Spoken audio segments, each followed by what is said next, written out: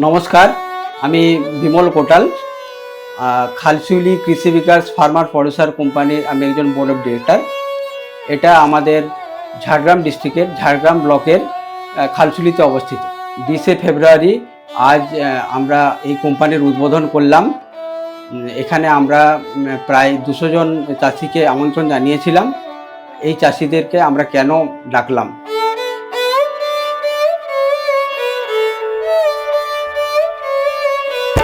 আমাদের এই খালসুলি সংলগ্ন প্রায় 6 থেকে 7টা গ্রামের মধ্যে সবজি চাষ হয়, আর টোটাল প্রায় 2 থেকে 2,500 কৃষক এর মধ্যে যুক্ত আছে। এই সবজি চাষের মধ্যে ধরুন কেউ আলু লাগিয়েছে, কেউ ফুলকপি বাঁধাকপি চাষ করছে, কেউ আবার টমেটো চাষ করছে, কেউ আবার ফুল চাষের সঙ্গে যুক্ত আছে। এখানে যা চাষি আছে তার মধ্যে প্রায় 30% কৃষকেই এই চাষাবাদে সবজি চাষের সঙ্গে যুক্ত আছে। এখন এই আলু বীজের দাম আগের তুলনায় প্রচুর 3 গুণ বেড়ে গেছে। আগে ছিল যে আলু 50 কিলোর বস্তা জলন্ধর 600-700 টাকা, এখন সেটাই 2200-2400 3000 টাকা বস্তা হয়ে গেছে।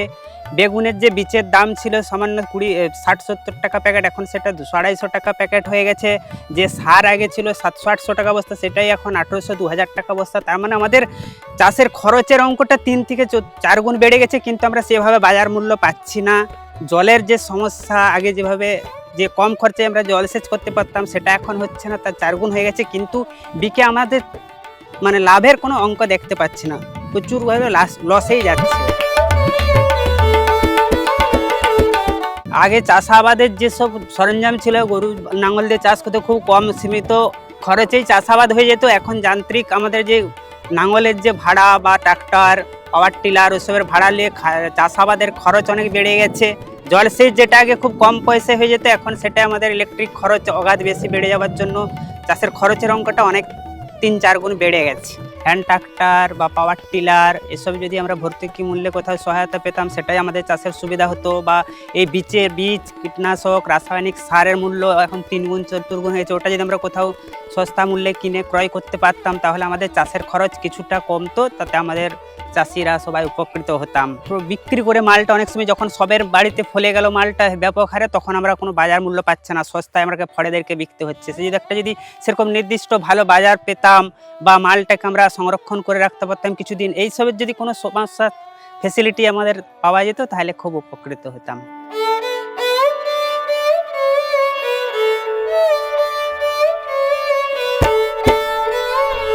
এখানে আলুটা বেশি হয় সবচেয়ে।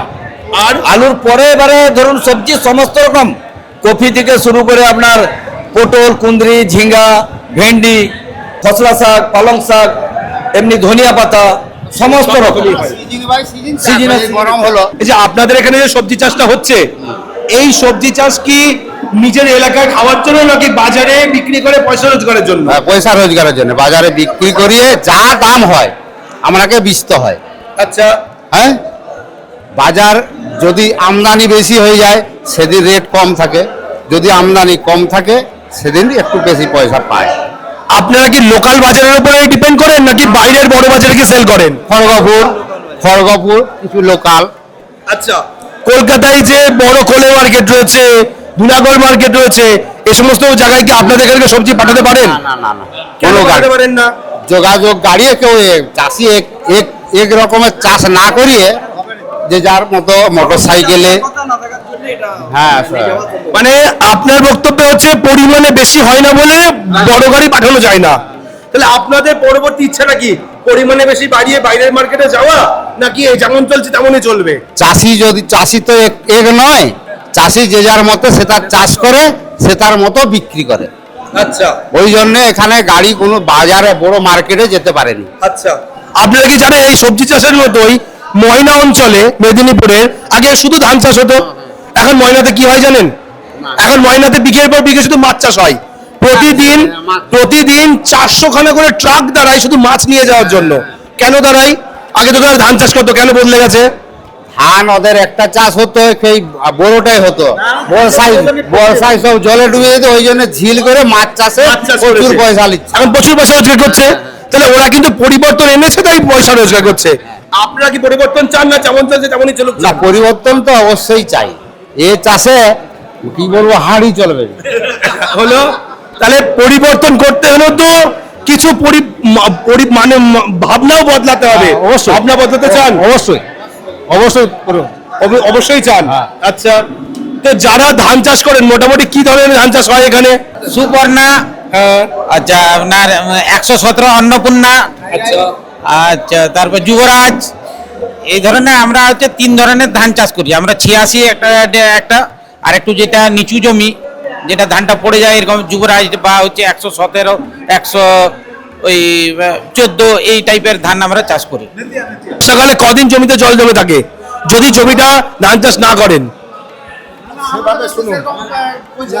সে পজিশন নয়, তাহলে সেই জমিতে ফল চাষ কেন হবে না? যদি সেই পজিশন জমি নাই হয় তাহলে আমি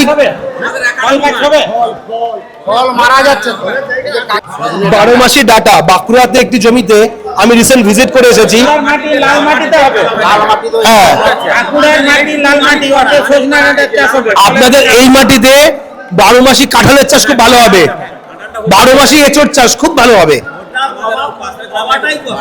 কি পাবো? কম করলে 80 থেকে 90 কিলো করে ফল আসবে। এবং সাইজ বা গা একা বেঁকা চারা হবে না, একদম সমান হবে, সবুজ কালার বেশি হবে, এবং এই 1 বিঘা জমি থেকে 3 বছরের মাথায় 2 লক্ষ টাকা প্রফিট হবে। খালি চারা পাওয়া যায়। এই চারা সাপ্লাই দেওয়ার জন্য এই কোম্পানি আছে, তার সঙ্গে যোগাযোগ করতে হবে আপনাদের। হ্যাঁ, 7 বিঘা আমার জমি দেবো, আপনি ফল চাষ করে দেখান তো, আমি দেবো। জমি হলে এই জমিতে আপনি নিজেই করতে পারবেন। খুব কম দাম চারার দাম 50 টাকা করে পার পিস। 50 টাকা পার পিস। হ্যাঁ, কমার্শিয়াল যখন চিন্তা করবেন 1 বিঘা জমিতে সারা বছর মেইনটেনেন্স খরচা মাত্র 15,000 টাকা। কিছু করতে না, অযত্নের ফসল, সপ্তাহে একদিন যাবেন, দেখতেও যাবেন না।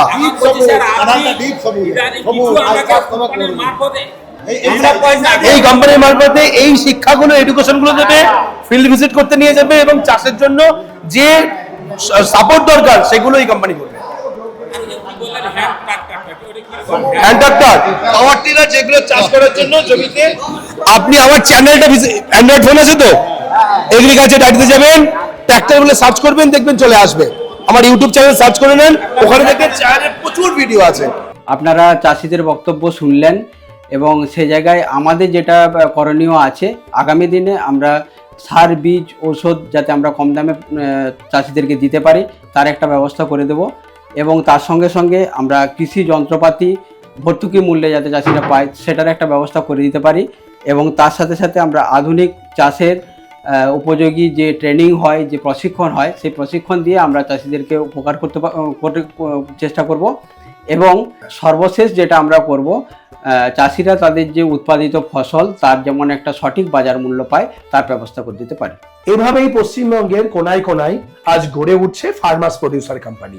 কারণ কৃষকরা যে সমস্যায় ভুগছেন সেটা প্রত্যেকটা কৃষকেরই একই সমস্যা। যদি আপনি একা কৃষক হয়ে থাকেন, এই সমস্যার সমাধান করার জন্য পাশে কাউকে পাবেন না। আপনাদের এইরকমই বিভিন্ন কৃষি কোম্পানি যেগুলো আছে, ফার্মার্স প্রডিউসার কোম্পানি, তাদের মধ্যে যুক্ত হতে হবে। সেই রকমই আজকে এই খালশেউলি কৃষি বিকাশ ফার্মার প্রডিউসার কোম্পানি, এই কোম্পানিতে প্রায় 200 ফার্মার আজকে এসেছেন, এবং তার মধ্যে বহু কৃষক এখানে নাম নথিভুক্ত করছেন যাতে তারা এই সুযোগ সুবিধাগুলো পায়। আপনারাও এইভাবে ফার্মার্স প্রডিউসার কোম্পানির সঙ্গে যুক্ত হয়ে যে সুবিধাগুলো আপনি একা পাচ্ছিলেন না, সেগুলো যৌথ হিসাবে সেই সুবিধাগুলো কিন্তু আপনারাও পেতে পারেন। আজ আমার এই খালশেউলিতে এসে সত্যিই খুব ভালো লাগলো। একটা মহৎ উদ্দেশ্য নিয়ে উনি যে কাজটা শুরু করেছেন, ওনারা যে পরিশ্রম দিয়ে আজ এই কোম্পানিটা দাঁড় করিয়েছেন, তাতে মনে হয় একটা ভবিষ্যৎ তারা চাষিদের সামনে তুলে ধরতে পারবে, এবং তাদের অর্থনৈতিক উন্নতিও তারা ঘটাতে পারবে। তো আজকের ভিডিওটা কেমন লাগলো অবশ্যই কমেন্ট করে জানাবেন, এবং পরবর্তী ভিডিওতে এইরকমই আরো নতুন এবং আগামী ভিডিওতে এইরকমই আরো নতুন তথ্য নিয়ে ফিরে আসবো। ততক্ষণ ভালো থাকবেন, সুস্থ থাকবেন, বাই।